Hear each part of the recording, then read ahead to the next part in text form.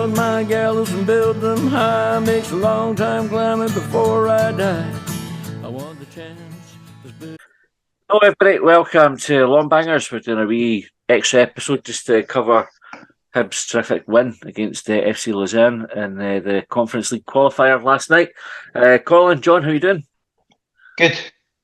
Aye, not bad. I just realised I broke from convention with the introductions there. Back to the old school. Back to the old school. Aye. Yeah, first 100 episodes, that's what they were like, wasn't it? I was too excited to get started because it's like a lunchtime recording session.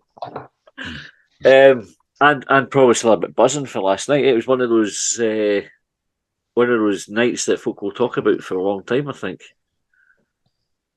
Do you think they will? Aye, I think so. Aye. Right. That atmosphere was brilliant. So, like folk talk about the Athens game, right? Mm-hmm. Obviously, we got beaten that game, but if folk talk about the atmosphere, last night was the best atmosphere at Easter Road for ages, I thought. It was good. I can't really comment on it because I wasn't actually at the game. I was in the House Loyal last night. In the House Loyal. I just wonder. It's just that early on, eh? The Athens game was like, well, it was a full packed house. It felt like later in the tournament. It was later in the year. It was dark. You know what I mean? It was like true. This is against a team everybody's heard of as well. This team, I think I'd heard of them. I just wonder. It'll be interesting to see. We need to keep track of it over the next couple of years. Because I get it. It was a great performance. It was a good atmosphere. Everybody's enjoyed it. Everybody's buzzing. We're not through yet. It's only the first leg, and I wonder if it will be spoken about even in close terms as much as Athens was. It is. Well, it's interesting that you say that everyone's heard of them. Is it because the team's named after a city in Switzerland, whereas like a lot like, for example, the team that we played before, like I think we were calling them Inter Enchilada at one point. So you are. Which was very disrespectful. Very disrespectful, John. How dare I? It was like when I did the open goal, and we were talking about embarrassments for other teams in Scotland in European football, and there's a Rangers fan there, and I said, "You've got to be off for that progressive unicorn team." So. Aye. Anyway, they would have taken that well though, because they're like a bit human. They're always up for laughing at themselves, the Rangers, aren't they? Always. Right. So I think best place to start for last night then was maybe to look at the start lineup and the tactics. Right. So big change for the weekend. Right? We spoke at length on Sunday about how bad Sunday's game was, and so we did bring the changes for the game last night, sort of a more 4-4-2 or 4-2-4 type formation. Not that we'll dwell on it too much, but we had Levitt and Newell in midfield. Adam Lafondra came in to partner Dylan Vente up front, and Lewis Miller came in at right back. What did you think of the starting lineup when you saw it, John? Exactly as you described. I was sat watching it with my adopted dad, and he said, "Oh, that looks like a 4-4-2. Quite happy that, quite traditional." I think after the game at the weekend, there were some changes that needed to be made, and Lee Johnson made them. And I think he referred to them in his post-match press conference. He said something along the lines of, he made decisions with regards to the lineup rather than going with the team that played the week before or in the game prior. So we obviously talked about Lee Johnson's time at Hibs and how long he might have left at Easter Road in our extra time episode. And if he can keep getting that sort of performance out, we'll presumably, if we can keep getting that performance out of him, we'll be talking about trying to keep a hold of him Easter Road, because for all that he took the blame on Sunday, he probably deserves a lot of the plaudits for last night. Aye. The problem is though, John, that he doesn't get that performance again. 2 in a row, 3 in a row, and that's why we talk about it as often, isn't it? So we'll see what happens on Sunday, and we'll see what happens next Thursday, because that's why we get called. That's why he gets called streaky. Well, is it? It's not even why he gets called streaky, because I would suggest he does do it in a row. But that's why we talk about being inconsistent, and why the pundits all talk about us being inconsistent last season. Does he maybe need a new nickname rather than streaky? Because, like you say, streaky suggests like streaks of wins or losses, but at the moment it seems to be topsy-turvy weekend, like at game to game. He did do streaky last year because we had talk on here. It was like, fuck, we've got to win the league to fuck me, we've got to get relegated, right? And that was kind of certainly the talking points that were coming in. Like probably we were getting dragged along with something as well. Well, we've had the conversation about nominative determination, right? And so you could argue, right, that having a nickname of Streaky lends itself to them being a streaky manager. So maybe we need to start calling him Winnie. And then just let nature take its course. But Winnie, they put him in a lot of sort of races and that, and the books I've ever read. Doesn't look like it, to be fair. I don't think he ever competed. Just too busy sat on his arse. To chat a lot. It's like one of the old jokes, isn't it, with the wee laddies in school. Can you get the teacher telling the laddies or the kids to use grown-up words? Can the teacher says, what did you do at the weekend? And the wee laddie says, we went to see the choo-choo trains. And the teacher says, listen, didn't call them choo-choo trains, that's babyish. Call them trains. And so the next week, come in, what did you do yesterday? Oh, we saw the Nino, a fire engine. She says, no, I didn't call it a Nino, a fire engine. Call it a fire engine because Nino is babyish. And then so the next week, come in and says, what you been reading?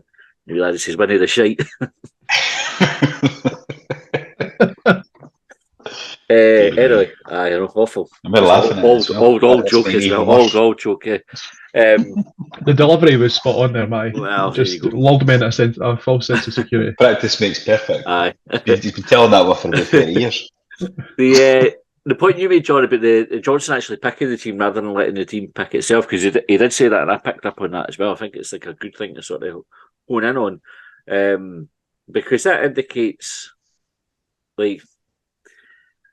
or this is like almost like a lack of thought for the picking the team against St Mirren, but I don't know if that's like a collective lack of thought, because loads of folks said pick if the team's winning, stick with it. We've said it on the podcast before. Mm-hmm.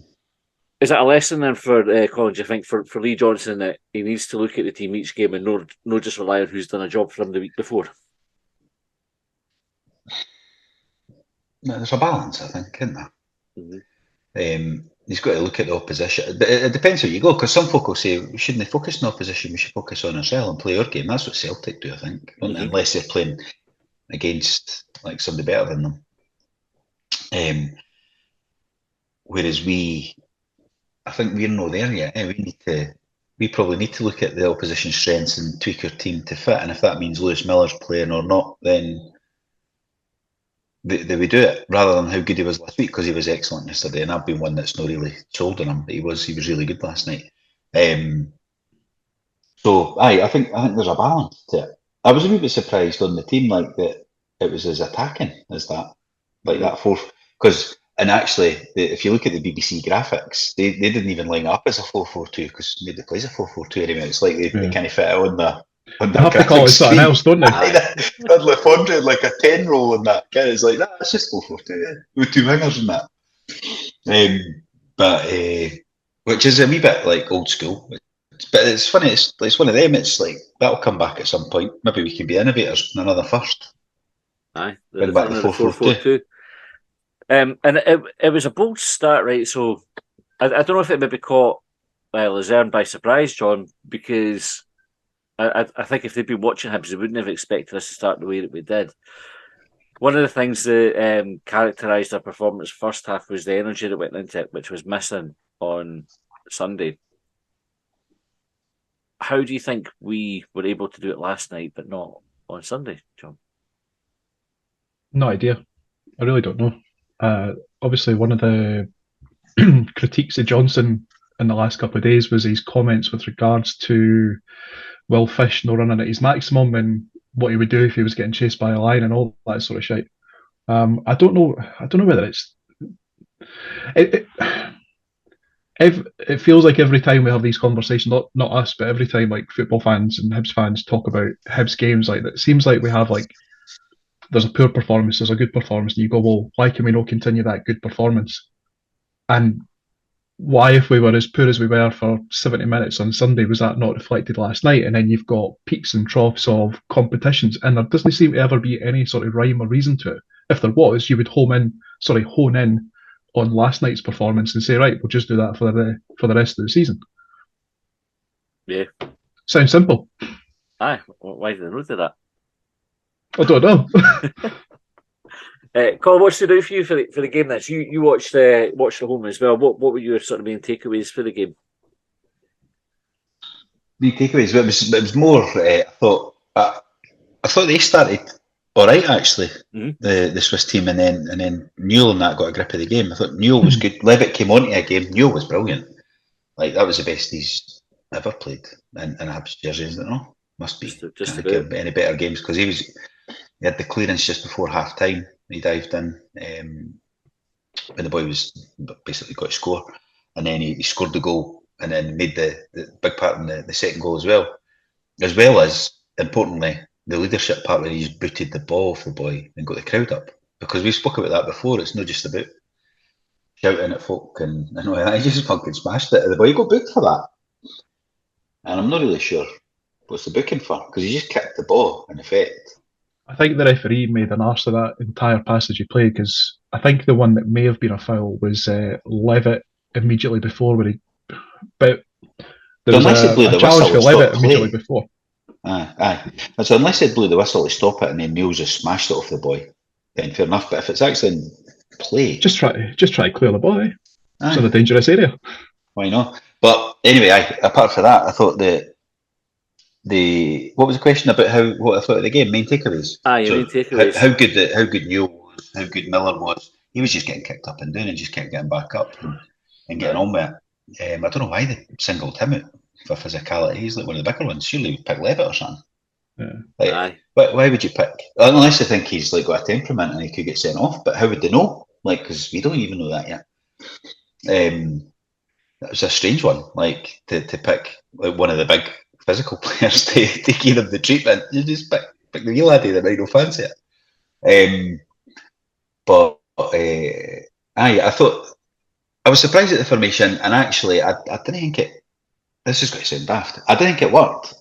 Like in the first half, certainly it didn't, and he made a change, because having they two wide, you're kind of giving up.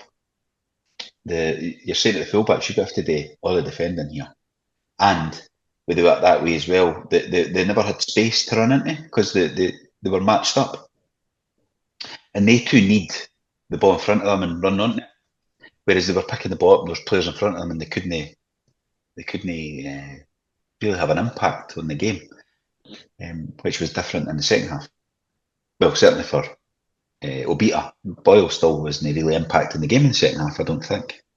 Yeah, because I think Boyle, his game, he had the shot the keeper tipped over the bar, which was a good dig. Mm-hmm. He had his wee spell of booking players, which was quality, and then he had one where he nearly set up Deutsch. Like he would have a great assist, really, because he turned the ball inside out. He should have probably scored that, actually. It's a tough chance, because I think Deutsch did well to connect with it. It's one of those ones you just try to get something on it and hope it goes in. Well, maybe. It's funny, actually, if you listen to the BBC commentator, right, he went for saying how hard the chance it was. And less than a paragraph. In a couple of sentences, he said he went from how difficult it was, how much the ball would pace, to almost saying it was a sitter. Right. And you're like, it's the same guy talking in the same sentence. It's just talked himself out yet. Have you done that? Well, folk will probably listen to this and you do it every fucking week. Aye, this is fair. The moment when you were smashing the boy, I thought he might have got a red card for that. Because, did you? Do you mind? I think it was. Is it Kevin? What's supposed to say? Kevin McBride? Who's it that played alongside Liam Miller and George Hughes? Got sent off Kevin for it McBride definitely played. Get sent off for it against Celtic for kicking the ball off a boy. Straight red. And I think the way that they sort of view it as violent conduct. Now, I don't know if the referee's whistle is blown as Newell's kicking the ball and that's maybe saved him, but it was one of those ones I was like, oh, fucking hell, like, I hope he doesn't get sent off. And it's interesting, because you're saying, Colin, I think why he's even got a booking for it, because if the ball isn't played, he's just booted the ball. But so what we're saying is you can't kick the ball too hard in the direction of another player. At somebody, like, deliberately to hit them. Well, I think like so you've got to say, did he deliberately aim at the player then as well, which he probably did. But then he's a professional footballer, Kenny, and for that distance, he could probably hit it's like 9 times out of 10 where he's wanting the ball to go. Because my immediate thought was, imagine somebody taking a free kick and it hits the player in the wall. Like, they're getting sent off the next time. Because they deliberately kicked it in the direction. Well, there's different, isn't it? I suppose it's what your intent is. But anyway, no complaining. Who knows that? All I'm saying is it reminded me of that sending off. I'm sure it was Kevin. It might be Liam Miller that was sent off for it, but I'm sure it was McBride.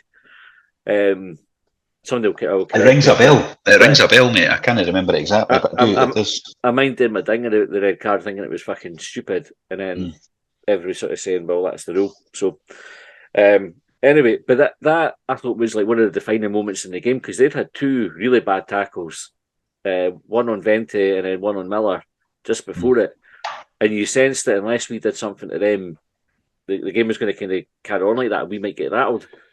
But, it's like a we're not getting bullied sort of statement, wasn't it? Yeah, I think one of my big takeaways for last night was that we seem to have matured a little bit for our infrequent sojourns into Europe, let's say. So using Joe Newell as an example, like I actually thought that was like as much as like you say, like it galvanised the crowd or whatever.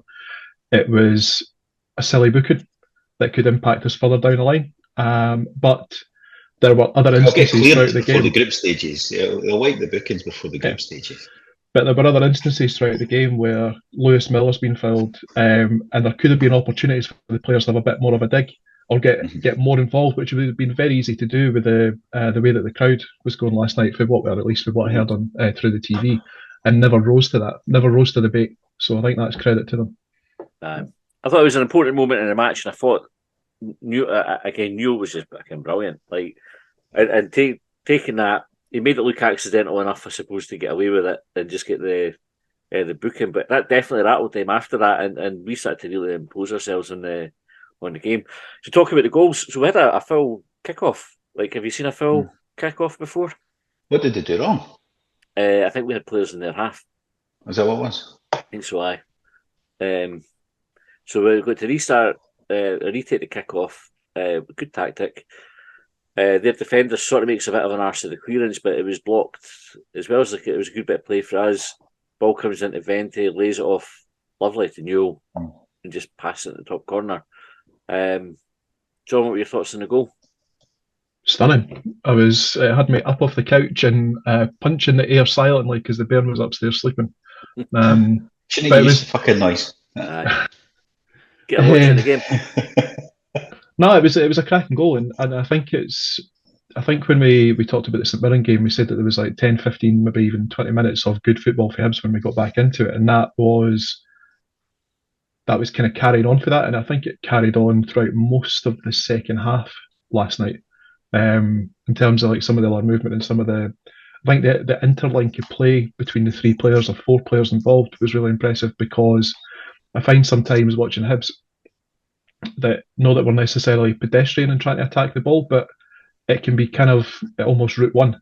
And there was a lot of movement there. There was the quick pass for Lafondra, the layoff for Vente, and then just the beautiful finish for Joe Newell. I was going to ask actually with regards to Joe Newell, do you think with him having won Player of the Year last year and with some of his performances of late, is he starting to shake off that inconsistent performer tag that he's had? Oh, he's got to be. He's got to. You didn't get Player of the Year by being inconsistent, do you? I mean, and I just wish there was a guy that used to sit a few rows behind me in the West, and he wasn't there last season. And he was on Newell's back every week. Like, it wasn't even on his back. He wasn't even shouting anything at him. You know, it was like sarky comments, like just look at me comments, like, oh, I get it to him, get to Joe, where's Joe, and all that shit. I think that boys went missing last season, and thinking what he would have been saying last night. I think Newell's been consistently the best player. I think last season he well deserved the Player of the Year, and he's capable of performance that, especially in like the big games. He's done it in a couple of derbies. I think the one that stands out, I think the 0-0 at Easter Road under Maloney, where Newell just fucking dragged us through that game. He was terrific. And last night he was like a man possessed. My old man likened him to Des Bremner when Hibs played Leeds back in the day. So like Hibs battered Leeds, and it was like he was on a one-man mission to not let Hibs win. And he says it was a performance akin to Before my time, obviously. If he can, and he started to add goals now. That's 2 Aye. goals in 2 European games. So hopefully he can add a few, because that's probably his biggest development area, I would have thought. Even running through and goal last night in the first half, he could have had a dig and he passed it to you, and the boy was right on him, like, yeah, I'm in a shot there, and he didn't. Again, credit to Carroll for reverse jinxing it, saying he never fucking shoots, and then of course shoots, bang, top corner, that'll do it. What about the goal we conceded? There was a wee bit of chat around us about Marshall being to blame for sort of making a bit of an arse of the catch, punch, whatever it was he tried to do that led to the next corner being conceded. If I'm honest, like, I would say I should have done better there, but we're going to concede corners. Like, you need to defend the corner better. I didn't really blame Marshall for the goal. It's like indirect blame, isn't it? It's like the blame. I mean, if you always need to blame somebody, and route one, goalkeeper, like we have Hibs fans would do it, always do it.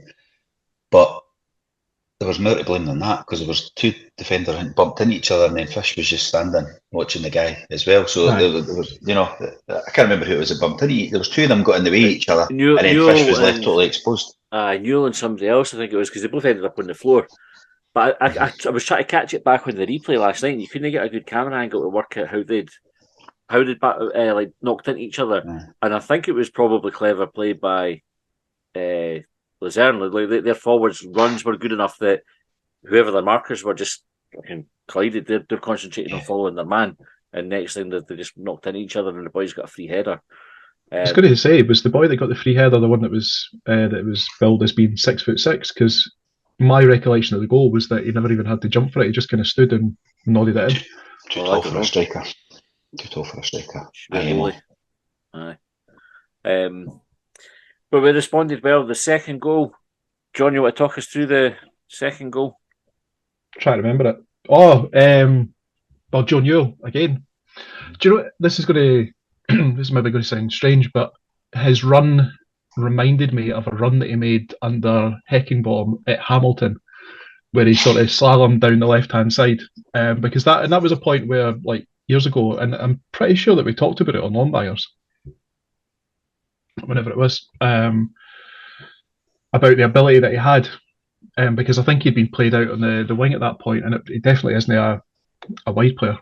But he definitely has the ability with the ball at his feet, that close control, and he's burst through a couple of players, laid the ball off to Abita, good cross. Oh no, sorry, was it Stevenson rather? Yeah. Stevenson. I think it was a reasonable ball in for Stevenson. I know that he's got his critics when it comes to his crossing ability, but it was in a dangerous area. And then obviously I've seen a few folk last night likening Lefondra's touch to Bergkamp's, and I think that's been very, very generous. However, exactly correct, John.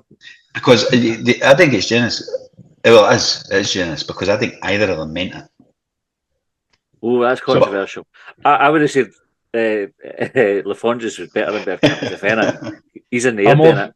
I'm in a similar mindset to Colin. Like, I'm not entirely sure how much he knew. However, the one thing that I think that typifies Lefondra's performances to Hibs for date, and I know they've been limited, it's when he gets the ball, he does things very quickly with it. It's like touch and hit, touch and pass.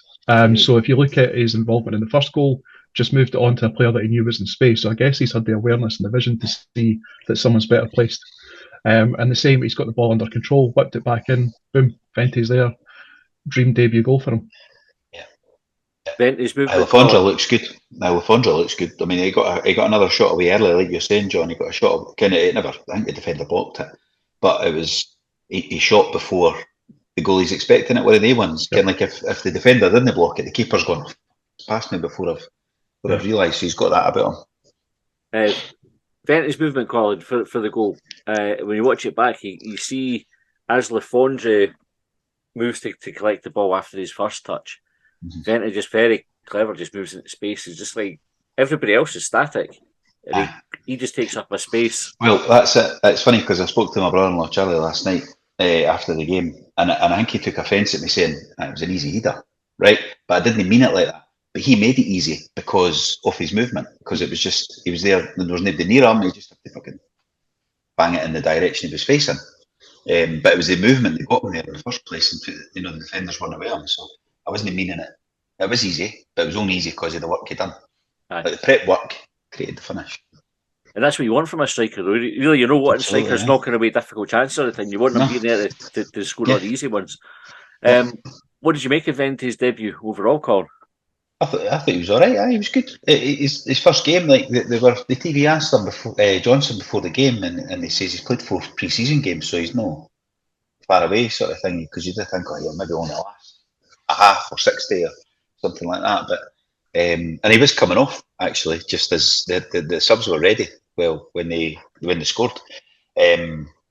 But I mean, the touch for Newell's goal, Newell was raving about it. Him and Mikey Stewart on the TV after it. I don't know if you've watched that back yet. But the touch, and that's what they were saying after on the interview, that the players clearly, even though he's only trained twice for them, I think Newell said, it's the same, mate. It's the same. Whatever sport you've played, is you turn up to training and you go, "Who's this boy?" I even watch it when my daughter's playing, and somebody new turns up, and you go, "She's got a bit about her."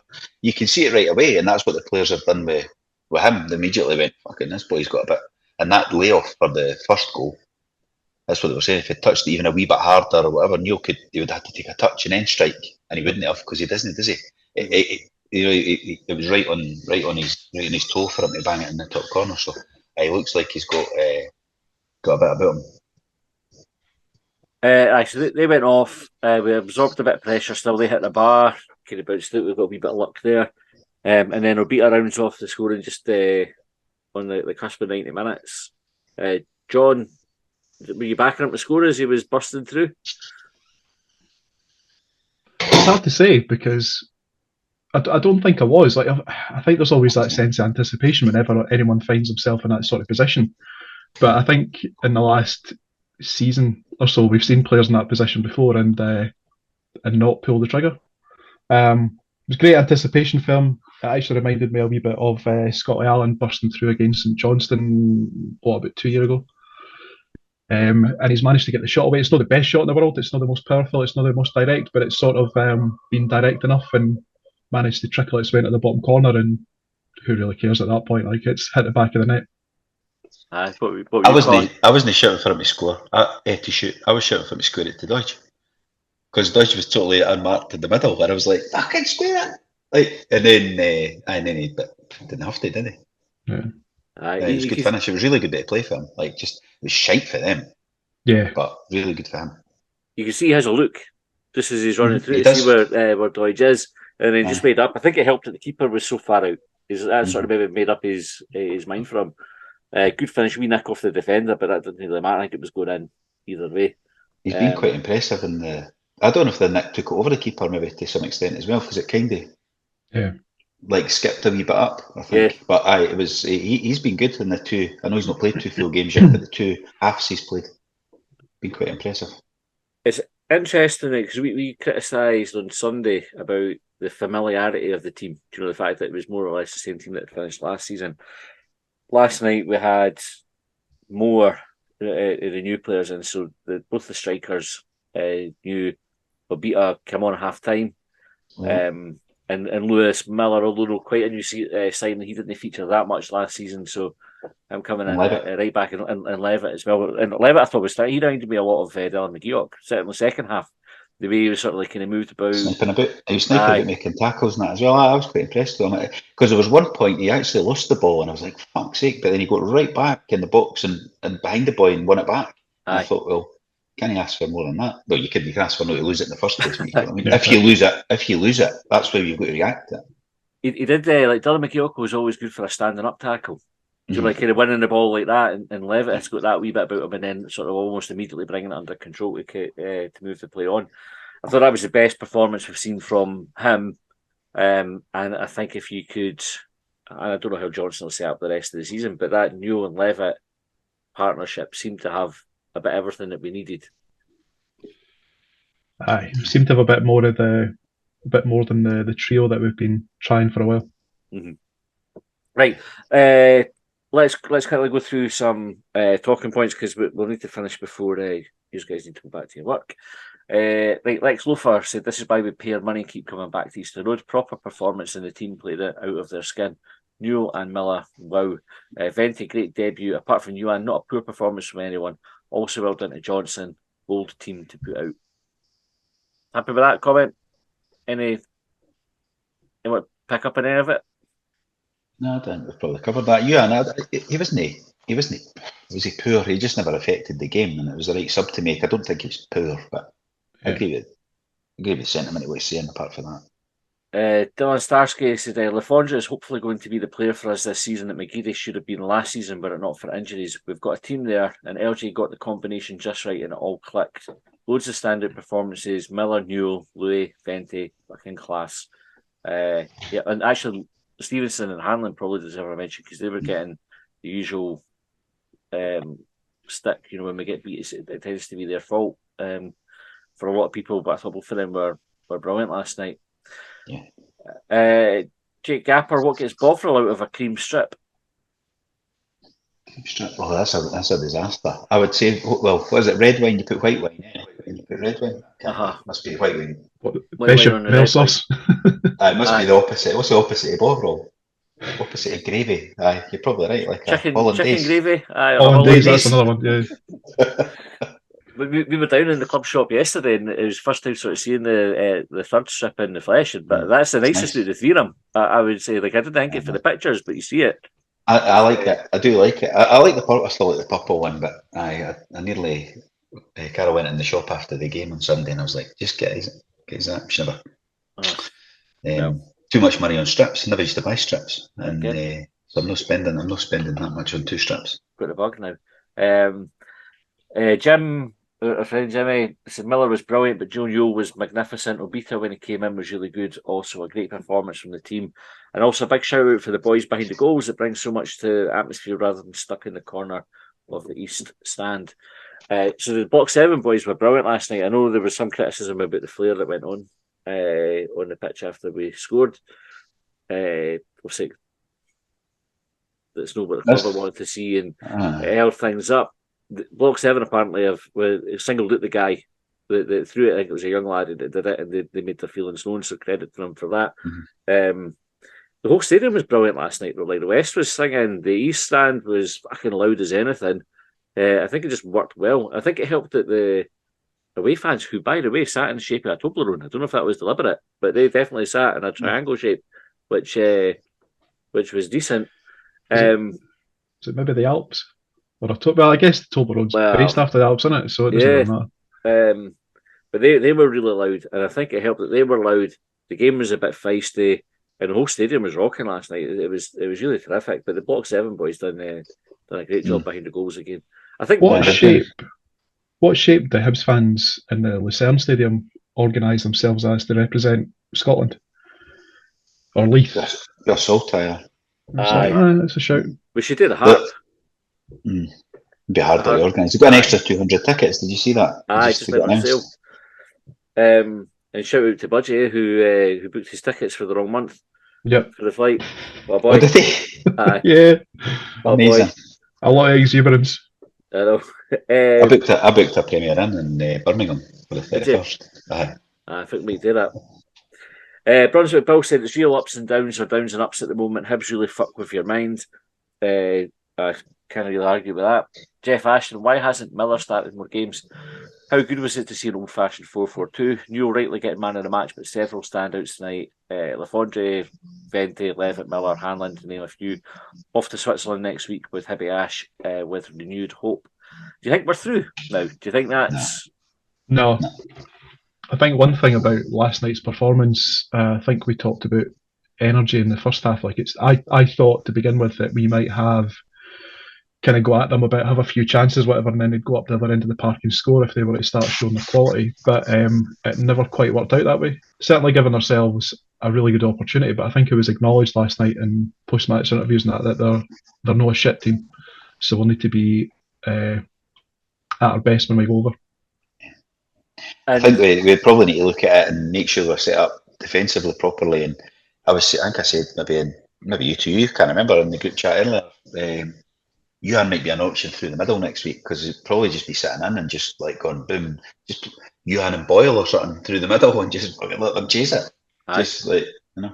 I know that means you've not got Vente in that playing, but what would you two rather? Would you two rather go out and try to win the game, or would you rather go out to try and win the tie through defensive means?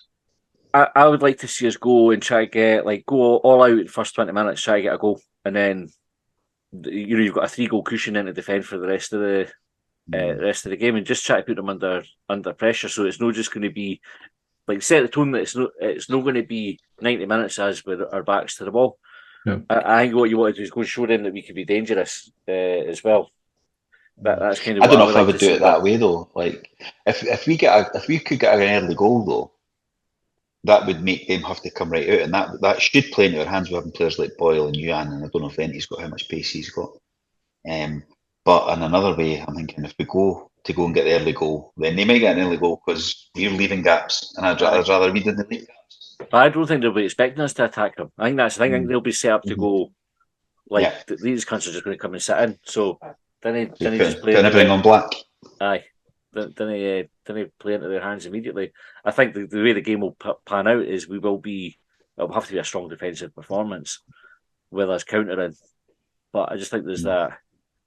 You could put the tie to bed in the first 15, 20 minutes, really, and then it totally sucks the wind out of their sails because they're like, their task becomes monumental. Whereas now, if we invite them onto us and they score early, they're right in it. And it's harder, I think, for us to then change the attack. I get that. I know. But then it depends what he starts with, because if he starts with Boyle and Yuan on the bench, then it's not hard to switch it to attacking. You just put them on. And the point there about Miller, I think Miller's should be a starting right back then. There seems to be a reluctance to play Miller week in, week out for Johnson, but Miller's, I think, put in a few really, really good performances when he's played. Should he just be considered the starting right back now? We've only got one. So Right, by default. But actually also that performance last night suggests he's got something about him. He does seem to pick up a lot. He was getting banged about last night, and I don't know if he just makes more of it when he's down in that, but you do think, is he injured again? And he's been out a lot with injuries. He's a bit. He was really good last night. So he's definitely number one pick, even though he is the only one. But he would be even if he wasn't. If he had any knocks or bumps as a result of last night, how would you feel about him being rested on Sunday to make sure that he was fit for Thursday? That's a good question, John. That actually was something I'm going to bring up towards the end of the episode. It's just that looking ahead to Sunday, given the value of the game, the next tie, if we get through, we've got Aston Villa, right? If you get through, if doing a lot of weight lifting there, a lot of value in that game. It's going to be huge. Do you sacrifice Motherwell on Sunday and just go, fuck it, we'll do the best with what we've got, but our focus should be on the away game on the Thursday? What do you think? I think I wouldn't want to sacrifice it, right? But there is a lot of money to be made with the Aston Villa game, and a lot of goodwill and all that for the club and for the manager and all that. So it is quite important for that point of view. Whereas not winning at Motherwell, that'll get caught back up over the season. It does every year, when we lose at fucking Livingston, and St Mirren and that. So, whereas a game against Villa would be one of the ones that'll be remembered for the atmosphere and all that. But based on what we learned from beating that Inter d'Escalades and then struggling against St Mirren with the same team, you're almost got to change the team anyway to maybe play Doyle Hayes instead of Levitt or Newell, because they've emptied their tank and more last night. So maybe you don't start them on Sunday, and because you're keeping them for Thursday, but also because we're not ready for Sunday because they're fucked, because they'll be fucked today.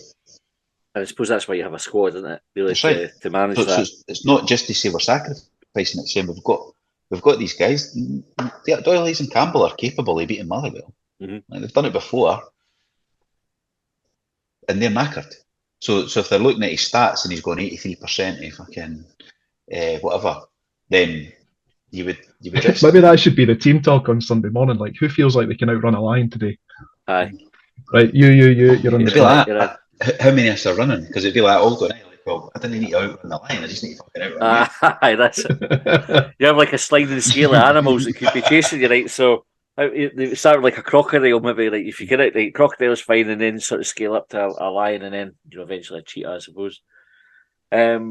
Right, Karen Hannon said, for me, the crunching tackles by Levitt and Newell, one after the other, just seemed to galvanise the whole stadium. Newell was great because Levitt was beside him. JK 1976 said, Joe Newell sexual, and that 4-4-2 is the way forward. Suits us so much better. We looked hungrier and so fired up for it tonight. Night and day to Sunday's 70-odd minutes. Spot on with that.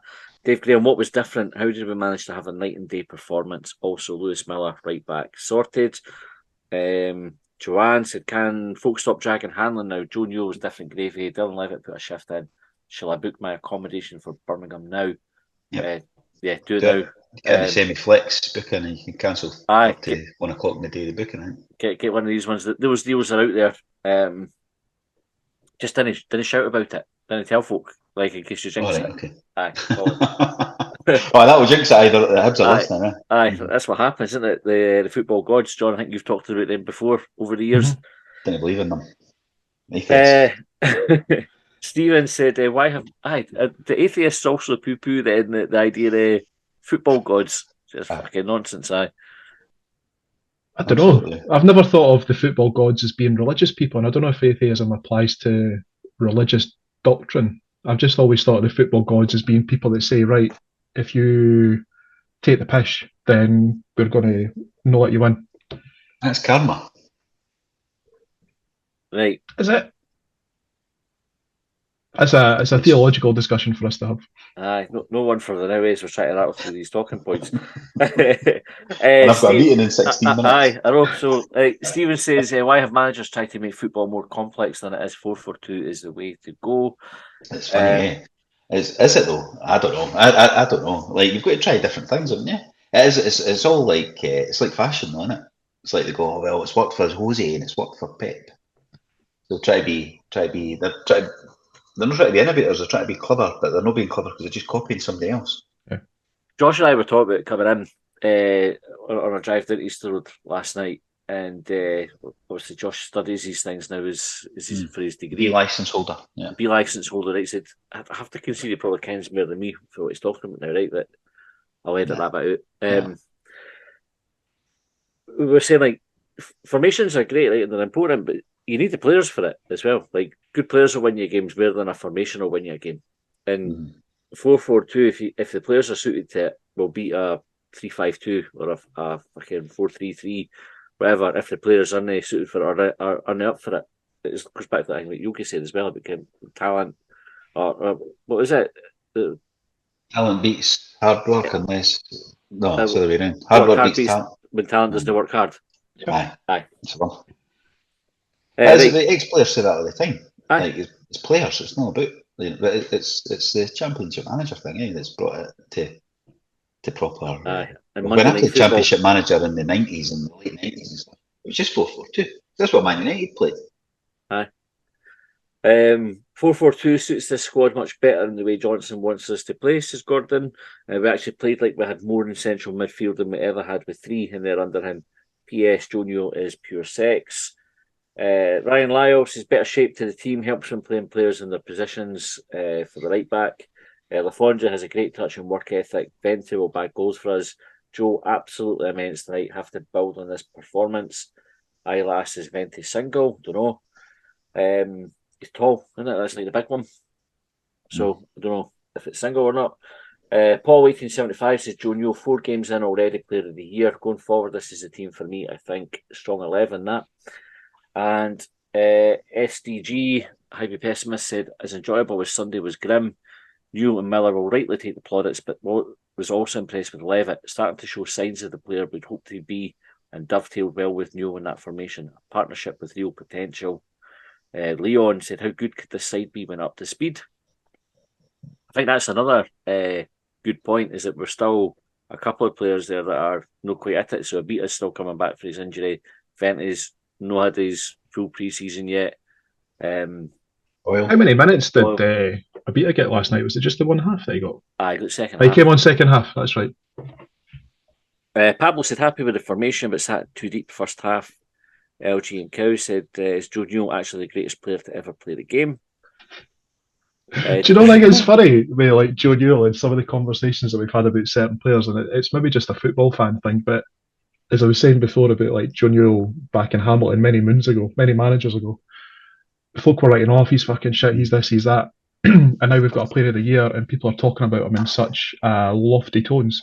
That could be the same for every single player that ever comes through the doors at Hibs. Yeah. Josh But the right Whelan amount would have been of- the same, eh? I mean, he joined at the same time. Didn't they Well, get his I chance? think this just typifies my Potter, sorry. It's typifies, exemplifies the point I was trying to make about Josh Vela. Like, we can never actually properly make a determination about how good or how bad Josh Vela was based on that limited sample size, to coin a phrase. Yeah.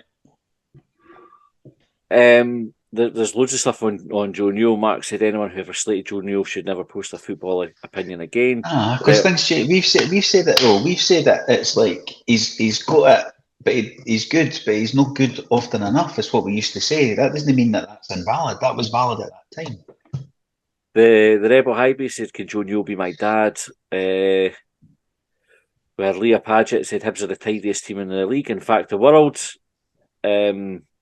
Darren McDonald's great result was no blatant handball in the box when Deutsch tried to head it back across goal in the second half. Our man in Vietnam, Briz, he texted me and said it looked like a definite handball. It should have been a penalty. But I think so. you said no, Colin. And Joe Baker said we took our chances tonight. All last season, not taking chances was one of our Achilles' heels. Still a bit of a bit sugar-late in defence, though. And the last one we will give to... I've just lost my fucking place. This is typical. Last point I was going to make, it was from Gez. We'd like to give a shout out to the young team behind the goals again, but also the old team up at the top right of the East Stand who gave them a run for their money. Those two sections created a lot of buzz and no doubt helped spur the team on. It's definitely a total different experience when everybody's fucking making a noise and are right behind the team. And it's that when the team are doing it, the fans will do it. And when you get both working together, it's fucking brilliant. Like, see, coming out of Easter Road last night, you could feel the buzz in the air. It was like electric, and everybody was like, again, just loving it. You need more nights like that, and that comes from both. Like both the fans and the players have a responsibility to help create that more often. Mm-hmm. Right, and the laddies are doing well with the trial behind the goals, like, and they're definitely taking it because I know they were being before the first game. They were the Inter game about the flares and that. They were being quite strict about didn't fuck about here, didn't piss about. We're not getting this is your chance. Let's take the chance. Didn't fuck it up for us. So they're doing well. Aye, it's good. Okay, right, that's us out of time for this one. We are going to record short bangers later on, so apologies if you're waiting for that. Obviously, with the football falling Thursday night, it knocked our schedule a wee bit, so we're going to record that this evening. So subscribers will get that tonight, and then there'll be an episode out Saturday morning for everybody else.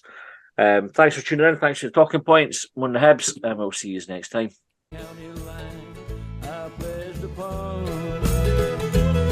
Well, they trailed me down when I broke free. I drank all the whiskey in Tennessee.